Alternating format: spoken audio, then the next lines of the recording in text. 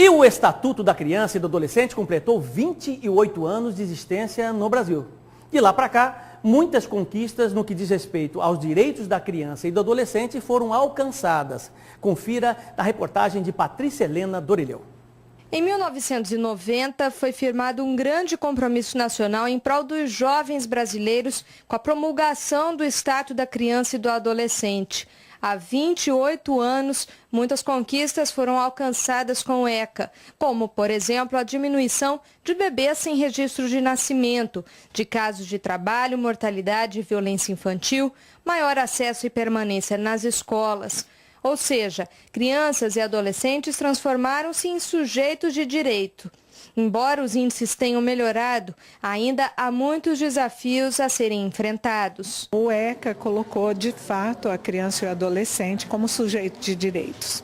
E a partir de então, várias conquistas aconteceram e que ainda são desafios também, né?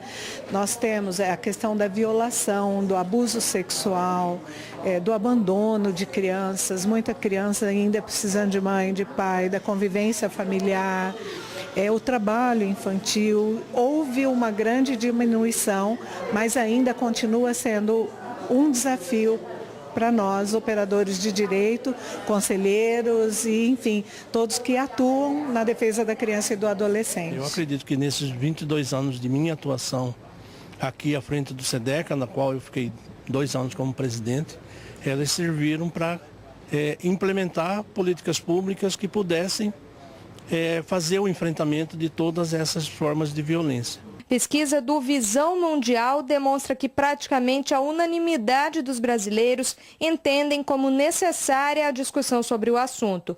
Por outro lado, de acordo com o estudo do IPISOS, apenas 23% entendem que as instituições atendem a contento, sugerindo, portanto, incompetência e falta de recursos. Algumas das instituições que fazem o ECA valer de fato são os conselhos tutelares e os municipais e estaduais de defesa dos direitos da criança e do adolescente. São eles que fiscalizam, cobram e propõem políticas públicas. Este que é o grande abismo que impede maior eficácia na proteção dos jovens no Brasil. Sem dúvida que ainda há carência de políticas públicas, de uma atenção especializada para a criança e para o adolescente.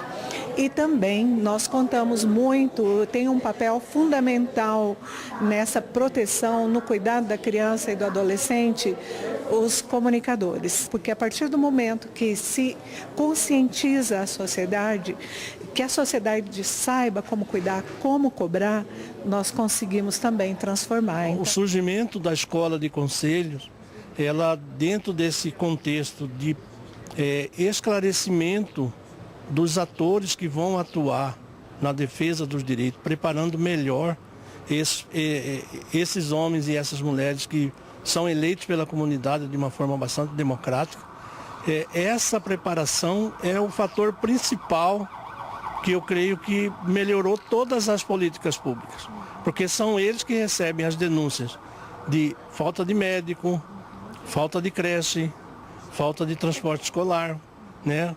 Quer dizer, todas as políticas públicas que deveriam funcionar a favor dos direitos da criança e do adolescente, às vezes não têm, né, o adequado encaminhamento. E são os conselheiros tutelares que têm esse papel perante o Estatuto da Criança. Em termos nacionais, Mato Grosso e os demais estados da Federação Brasileira têm índices muito parecidos de violência e quebra de direitos das crianças e dos adolescentes. Mas o que a gente pode comemorar é que, fora Pernambuco e Roraima, Mato Grosso é o único estado que tem uma escola de conselhos na ativa. O dado mais recente da Fundação Abrinq, referente a 2017, mostra que Mato Grosso é o 5º estado do país com maior número de denúncias de abuso sexual contra meninas. O levantamento leva em conta dados colhidos em 2015. Já os registros da Ouvidoria Nacional dos Direitos Humanos mostram que o estado registrou mais de 3.000 casos de violência sexual infantil nos últimos 6 anos.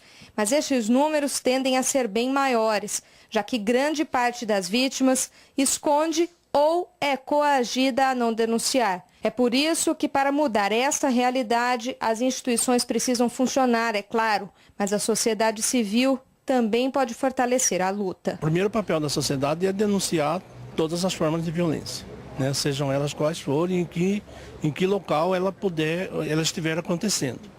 Então o papel da sociedade é justamente ajudar o poder público e as instituições não governamentais a cuidar das crianças. Tá? Então eu acho que assim, nós temos aqui dentro do Conselho Estadual, nós temos 16 instituições que historicamente vêm fazendo esse processo de defesa dos direitos, da promoção desses direitos, né, do enfrentamento às diversas formas de violência.